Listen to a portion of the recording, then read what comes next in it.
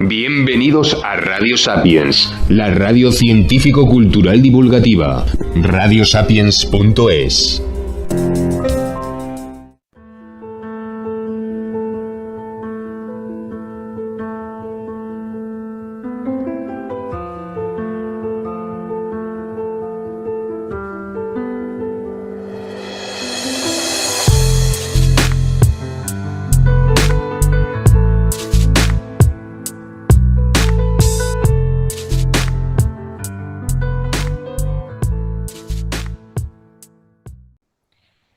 ¿Qué tal? ¿Cómo estamos? Muy buenas tardes a toda nuestra comunidad de seguidores de estos programas de La Voz del Silencio. Soy Carmen Cabestañ, presidenta de la asociación NACE, No al Acoso Escolar. Y se nos está acercando ya la Navidad, con ella la tranquilidad de muchos niños que no van a tener que ir al colegio a sufrir, a pasarlo mal. Y supongo no, lo sé, están muy contentos por ello. El problema es que después hay que volver. Bien, sin más, voy a presentar a nuestro invitado de hoy. Él es licenciado en Psicología Clínica por la Universidad Complutense de Madrid y también es profesor de esa universidad, doctor en Educación, experto en trastornos de déficit de atención e hiperactividad, también en trastornos de aprendizaje y problemas de conducta, experto en psicoterapia breve con niños y adolescentes, es conferenciante, está muy demandado. Y yo he tenido la suerte de coincidir con él en un congreso no hace mucho y estoy encantada de presentarles a Rafa Guerrero. Adelante, Rafa. ¿Qué tal? Hola Carmen, ¿cómo Buenas tardes. estás? ¿Cómo estamos? Muy buenas tardes, ¿cómo estás? Pues muy bien, ¿y tú? Pues muy bien, feliz de estar aquí, feliz de que hayas pensado en mí para aportar mi granito de arena, así que ¿Cómo nada. no? No No, podía muchas ser de otra gracias. manera, Ujú. porque yo me quedé impactada cuando escuché tu conferencia y también porque te oí decir, corrígeme si me equivoco, que no te suelen llamar para hablar del trauma. Sí, A mí me parece fundamental. ¿Es así esto? es una pena, sí. Bueno, como comentabas en la presentación, pues Carmen y yo ya nos conocíamos por las redes, ¿no? Y por muy buenas referencias y amigos que tenemos en común, ¿verdad, Carmen? La Pero verdad que coincidimos sí. hace un par de meses en Málaga Mm. y la verdad que sí, le comentaba eso a Carmen, que no es muy, bueno, a Carmen y al resto del auditorio, ¿no? Sí, Que no es muy habitual que me llamen para hablar de trauma, porque, bueno, pues al final es una temática bueno, que es resbaladiza, que no gusta, que es desagradable, pues hablar de cosas negativas, pues a nadie le gusta. Pero bueno, yo siempre digo lo mismo, que el hecho de que no guste no quiere decir que sea imprescindible, que sea necesario, ¿no? Así que, bueno, pues por supuesto, estamos para así hablar de, es. de trauma.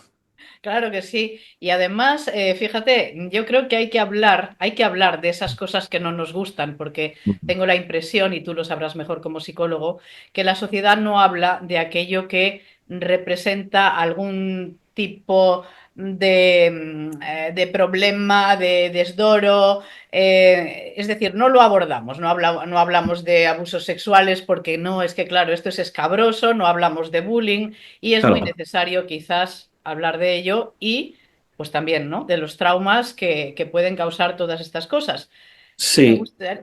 Fíjate, perdona Carmen que te Sí, interrumpa, hay claro, una cosa muy curiosa y es que, bueno, tú sabes que aparte de que nos dirijamos al público general, vamos a decir, ¿no? También a maestros, a profesores, mamis y papis, yo también tengo una parte de mi formación que está dirigida solo y exclusivamente a psicoterapeutas, a psicólogos y a sí. psicólogas. Ujú. Y, y me llama mucho la atención que una de las preguntas que es imprescindible hacer a nuestros pacientes, hablemos de niños o hablemos de adultos, es si han vivido algún acontecimiento traumático. O tú ponías ahora un ejemplo mucho más concreto que es si han sufrido abuso sexual. Y esta es una pregunta que nadie quiere hacer, porque como bien decía José Ortega y Gasset, lo malo que tiene preguntar es que a veces te contestan. Y claro, si tú Exactamente. haces esa pregunta y te dicen que sí, que con 5 o 6 años fueron abusados sexualmente, o que sí, que en el instituto vivieron una situación de acoso escolar, ya te tienes que hacer cargo, te tienes que hacer responsable, ya seas mamá, ya seas el psicoterapeuta o ya seas el tío de esta chiquitina. Entonces, bueno, me parece que es muy importante que preguntemos por ello y que generemos esos contextos, Carmen, donde nuestros niños puedan hablar de conflictos, de traumas, de abusos, de chantajes, ¿no? Es fundamental. Es desagradable, sí, claro que lo es, pero es fundamental. Nos tenemos que hacer cargo. Esto, yo estoy absolutamente de acuerdo contigo, es invisibilizar los problemas y Mm. sobre todo aquellos problemas que más puedan afectar a los niños. Y te estoy escuchando y estoy recordando cuando en alguna ocasión he abordado el tema de posibles abusos sexuales en un aula Mm. y es frecuente que salga alguien que ves que se empieza a morder los labios, que las manos, que tal, y al final has detectado. Pero claro, esto no es lo habitual, porque no se quiere hablar en los Ah, colegios ni de abusos sexuales, ni de bullying, ni de todas estas cosas, ¿no? sí.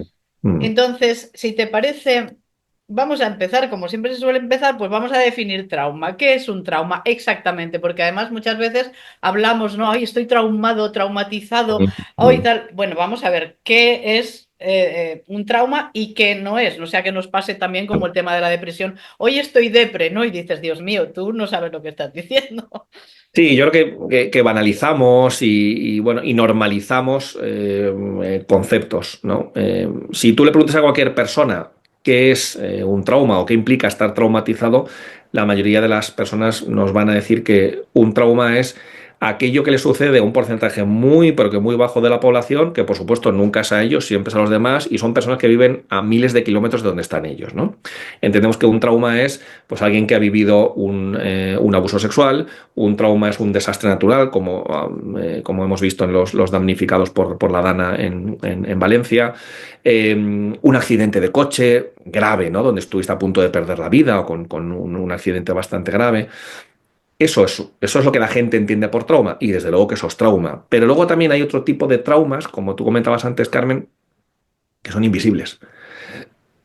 Traumas que hemos invisibilizado o que hemos querido no ver, que hemos querido no mencionar o que hemos querido mirar hacia otro lado y hacer como si no estuviera ocurriendo nada.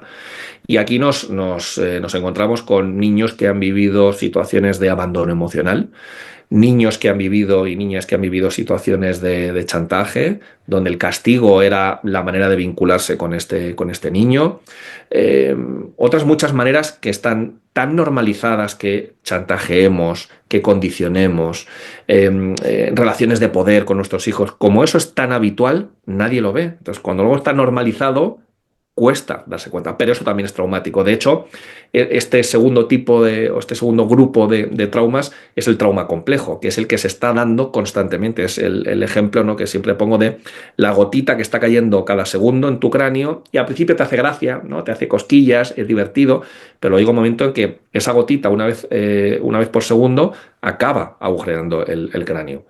El trauma simple, que es el que todos conocemos como trauma, es el que es un martillazo, ¿no?, que te rompe el cráneo. Pero ambos son tipos de trauma. Trauma simple y trauma complejo. Ujú. ¿Y qué podríamos hacer ya que nos hemos referido a la familia, ¿no? ¿Qué cosas no se deberían hacer para causarle un trauma a un niño, por ejemplo? A ver, Carmen, tenemos que partir de la base de que absolutamente todos, incluidos tú y yo, y esto lo estuvimos hablando en la comida en Málaga, Sí, tenemos traumas. ¿Por qué? Bueno, pues mira, voy a aprovechar que tengo aquí el cerebrito que utilizo siempre. sí. Hablamos de un órgano que es tan vulnerable, somos una especie tan vulnerable, tan necesitada de que haya adultos que nos protejan y que nos cuiden, pero necesitamos eso porque es que tenemos unos órganos, incluido el cerebro, que es muy vulnerable. Es que hacer daño a un niño es muy fácil y es muy frecuente, pero es muy fácil. Entonces necesitamos de protectores. Necesitamos de mamá, necesitamos de papá, necesitamos de los profesores. Entonces, lo peor que podemos hacer para que, o mejor dicho, lo mejor que podemos hacer para evitar una situación traumática es que ante una situación de mucho estrés, y eso puede ser que el niño esté pasando mucha vergüenza, que se sienta avergonzado, que esté pasando mucho miedo, que se sienta desprotegido, que esté triste.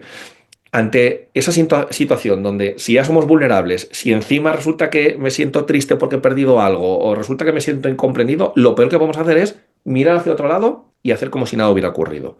Con lo cual, lo mejor que podemos hacer ante esa situación es mirar al niño, mirar al adolescente, validarle la emoción que está experimentando, ponerle nombre y hacernos cargo como seres adultos que somos.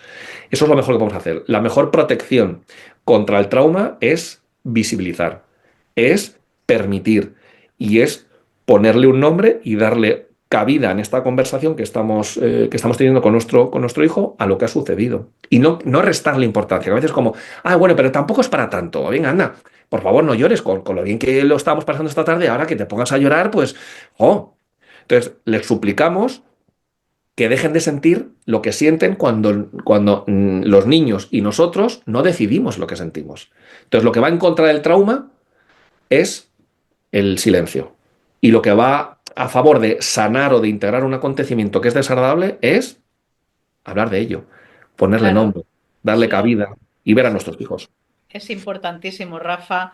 Igual que sucede, pues claro, cuando hablamos de acoso, que no deja de ser Claro. también Sí, traumático, sí, ¿no? sí, Pero en efectivamente. cambio, no queremos ponerle la etiqueta. O sea, esto está prohibido. No digas este niño está siendo acosado, esta niña sufre bullying, porque eso está muy mal visto.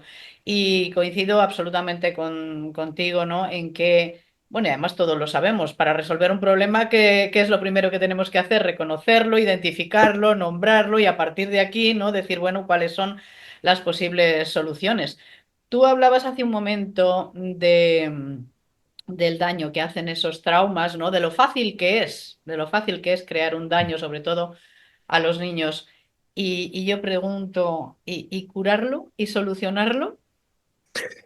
Es bastante más Mucho más difícil. difícil, ¿no? Es bastante más difícil. Yo siempre pongo la siguiente metáfora. Construir un edificio de, no sé, de 10, de 15 plantas, wow, se tarda. Se tarda mucho en construir un edificio, ¿no? De 10, 15 plantas. Ahora, tirarlo abajo, en segundos. En segundos. Eh, y esto mismo pasa con el desarrollo humano. Sí. Eh, pero la clave está en que, como decías, Carmen, que estemos concienciados, que seamos conscientes de que esto existe, de que aunque esté normalizado, no es normal, y no es normal quiere decir que no es sano, Mm. y que necesitamos de la tribu, que todos tenemos que ir en la misma dirección, que el acoso escolar es un problema de todos. No es un problema de un porcentaje muy bajo de la población, que son los acosadores, y otro porcentaje muy bajo de la población, que son los acosados. No, no. El acoso escolar es un problema de todos. Es un problema social. Y es un problema donde estamos metidos profesores, mamás, papás, mamás y papás de los acosados y de los Sí, acosadores, absolutamente. psicólogos, barrenderos, abogados, tíos, abuelos, todos. Es un problema de todos. Absolutamente. Tengo una curiosidad y no sé si habrá más gente que nos esté escuchando que se lo plantee.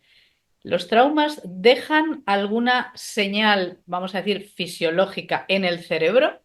Porque yo recuerdo hay una teoría, ¿no? Del doctor Hammer que dice, bueno, hay situaciones que pueden visibilizarse mediante el escáner correspondiente o la prueba diagnóstica que sea.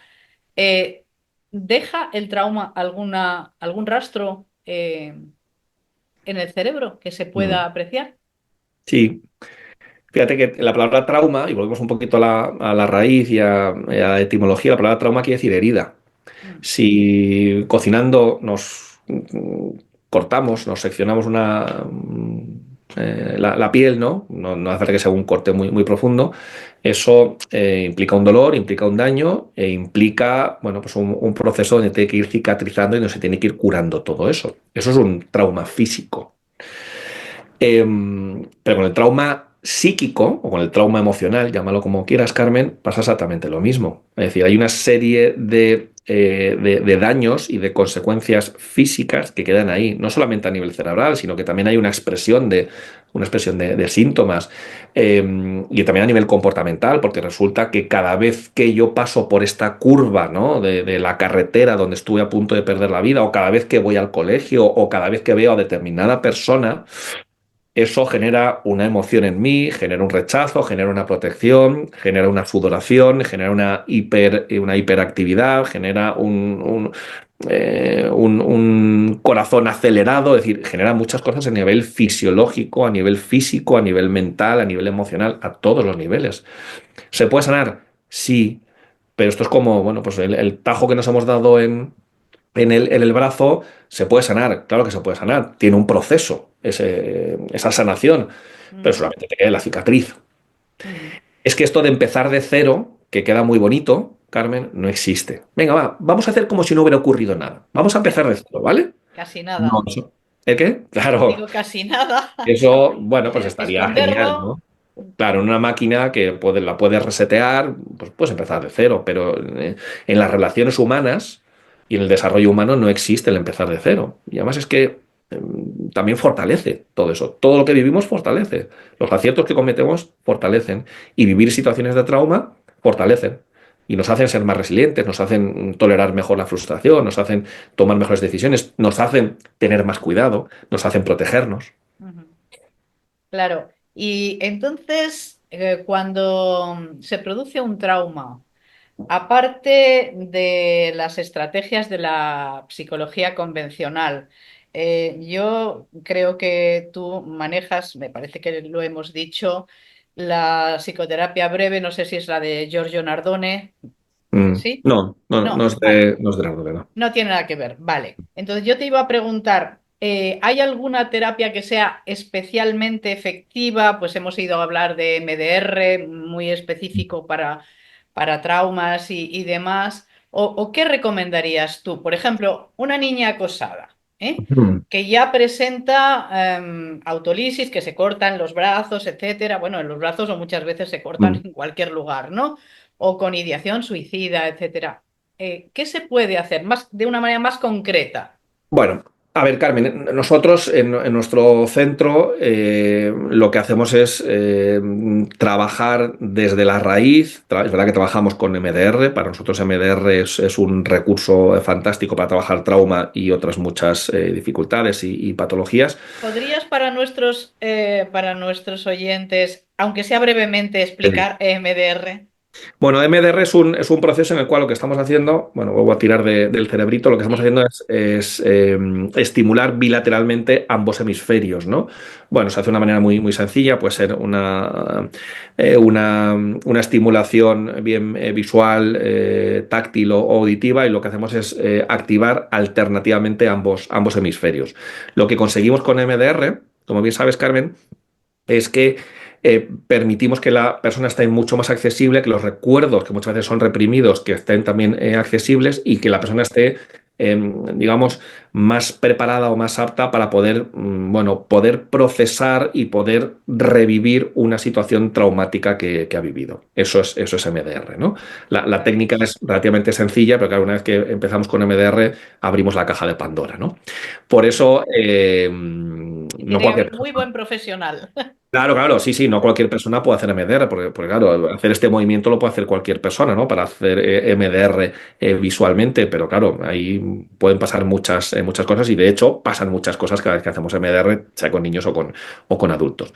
Entonces, mi consejo es, y es como funcionamos nosotros, ir a la raíz, desde luego. Es decir, que yo me quede como psicólogo solamente en los síntomas de pues, este intento de suicidio con esta depresión que tiene esta adolescente o este adolescente que está muy hiperactivado y que no quiere ir al colegio y me quede solamente lo que es la punta del iceberg.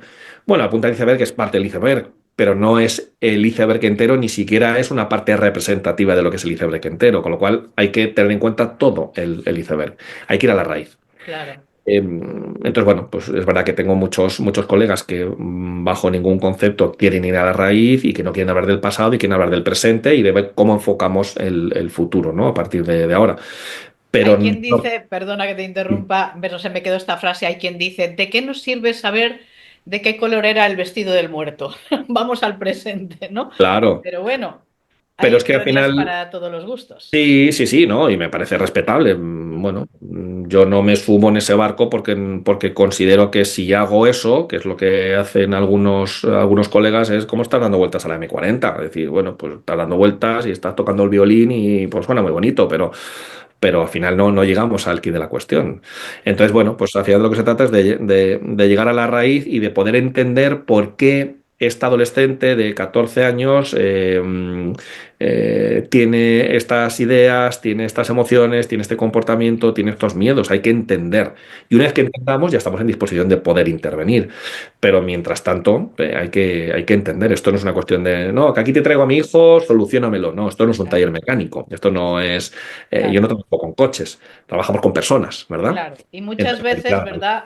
Habrás visto que hay factores que se suman, o sea, que no solamente a lo mejor es el acoso escolar, sino que hay una mala claro. situación familiar y todo eso. Claro, claro. Sí, sí, todo eso influye. Pues, por ejemplo, el hecho de que este adolescente que esté viviendo una situación de acoso escolar tenga TDAH, o sea introvertido, o sea un niño de personalidad muy vergonzosa, o resulta que mamá y papá están todo el día trabajando, o es que tiene 4 hermanos más, o bueno, pues es decir, hay 50.000 variables. Por eso no podemos trabajar con niños y adolescentes que estén viviendo una situación de acoso escolar de la misma manera, porque cada uno es un mundo.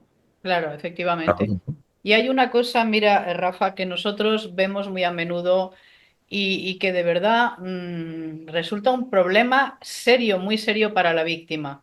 Imaginemos que llega una niña, pues no sé, con todos los brazos cortados o con un estado de ansiedad brutal o con un intento de suicidio o a veces las tres cosas, ¿no? Y llega al hospital, y esto por desgracia lo vemos, y le dan un ansiolítico y la mandan para casa. Ajá, ajá, sí. ¿Qué te parece? Pues bueno, eso es Que a un lo mejor ejemplo. no hay recursos, yo lo entiendo. Claro, bueno, pero es que esta adolescente no es culpable de que no tengamos los adultos recursos. Es decir, eso es un problema, una vez más, es social, es un problema político, es un problema de Estado y es un problema Total, de los adultos que una vez más repercute sobre nuestros adolescentes y sobre nuestros niños. Bueno. Estamos trabajando con la punta del iceberg. Es decir, ¿usted qué le ocurre? No, no, porque estoy muy nerviosa. Pues fenomenal, tome usted el ansiolítico. ¿Y usted qué le pasa? No, porque estoy un poco depre. Bueno, pues tómese un antidepresivo. ¿Y usted no, que yo tengo alucinaciones? Pues tómese un antipsicótico.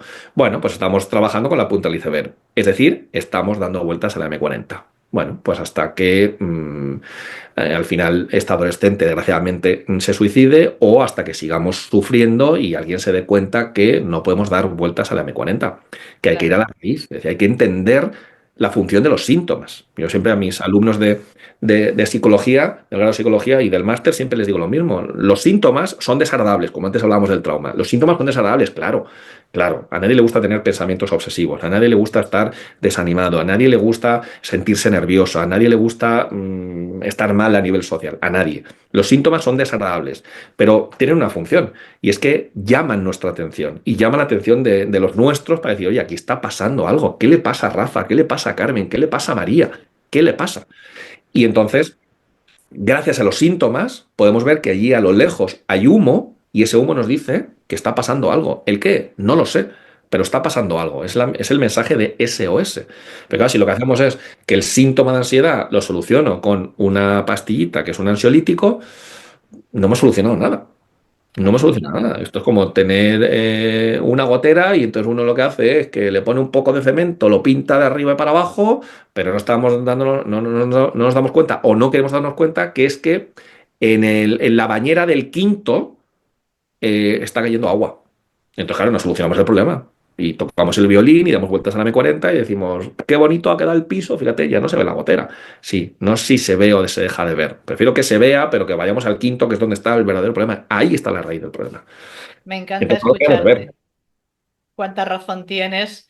Y además hablábamos de qué le pasa a María, qué le pasa a Rafa, qué le pasa a Carmen. Y no sé si recuerdas que cuando comimos en Málaga, una de las cosas que comentábamos es muchas veces el paciente es incapaz de definir qué le pasa. Si siente angustia, si siente ansiedad, eh, no sé, Claro, ¿cuál es la diferencia? Dígame usted. claro.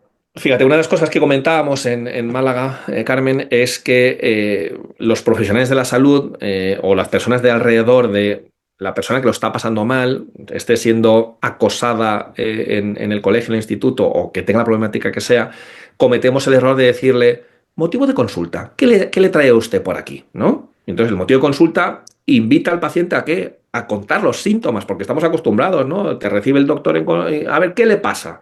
¿Qué le trae usted por aquí? Pues mira, vengo porque llevo unas cuantas semanas con insomnio, estoy dándole vueltas a un problema que tengo, estoy muy estresado. Usted me está contando los síntomas. La pregunta no es ¿qué te pasa?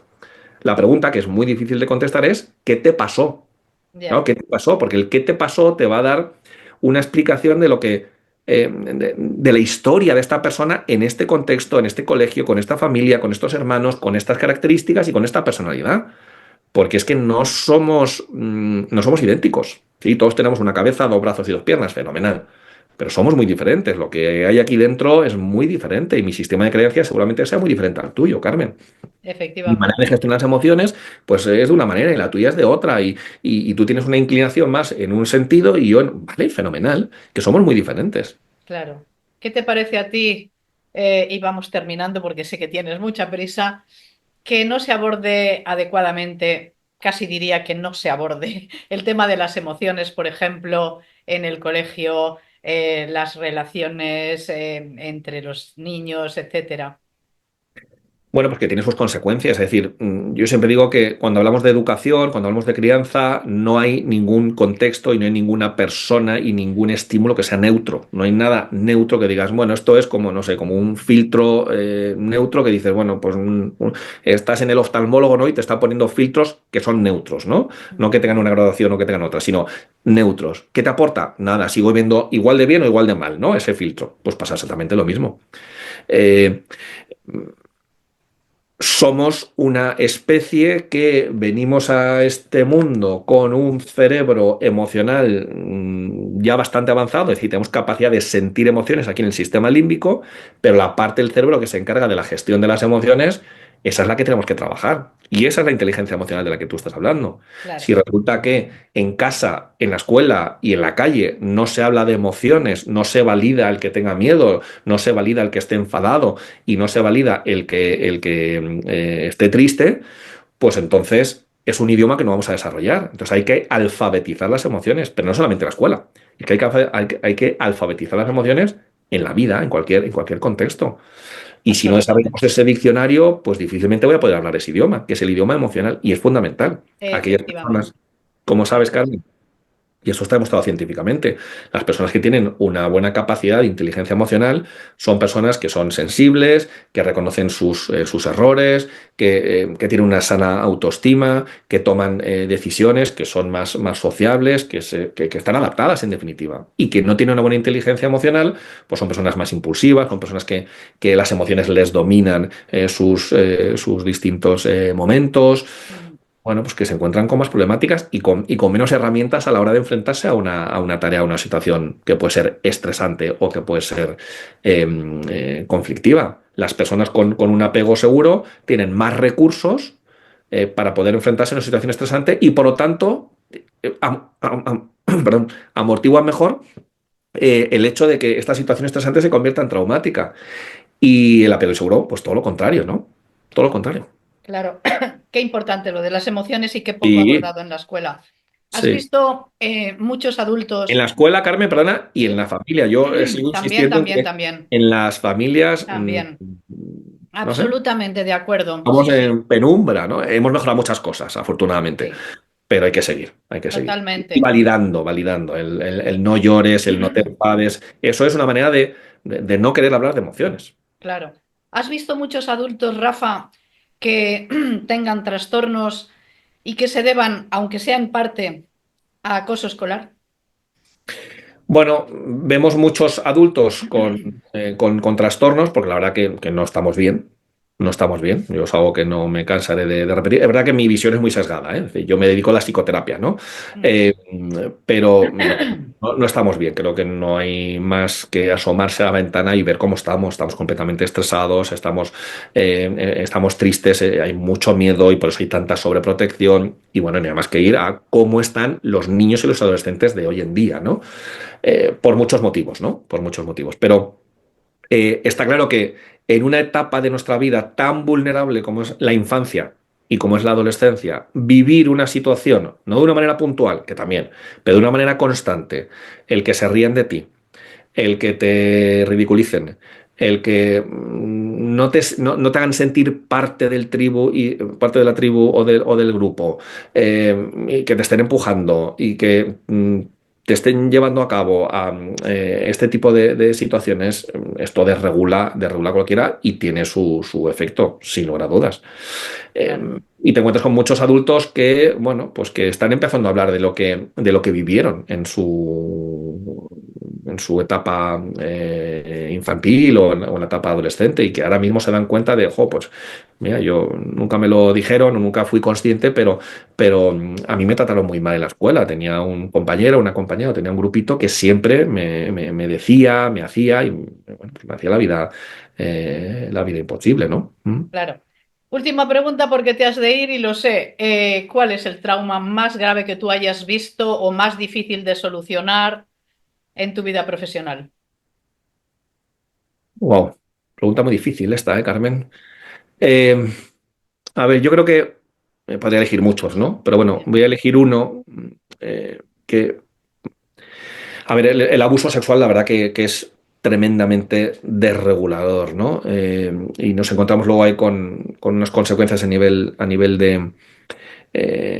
cognitivo, ¿no? De pensamientos autorreferenciales, de yo fui la culpable, muchas emociones como son la vergüenza, el asco, que eso luego repercute a todos los niveles, ¿no? Desde luego que el abuso sexual es muy difícil, ¿no? Es muy difícil de localizar, es muy difícil de evaluar y es muy difícil de intervenir.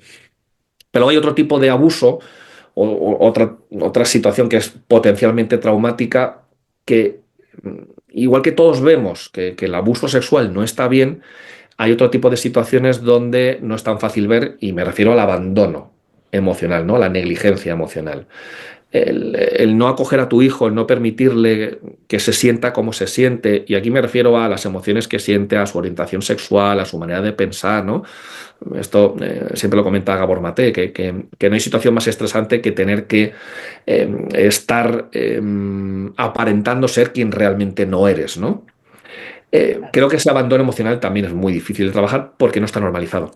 Bueno, Perdona, porque está normalizado, ¿no? Porque ese abandono emocional está normalizado, no pasa nada, ¿no? Ya está, es un niño y no le pasa nada, ¿no? Ya está, pues que llore, ¿no? Entonces, como es muy difícil de ver, pues no le damos la importancia que tiene.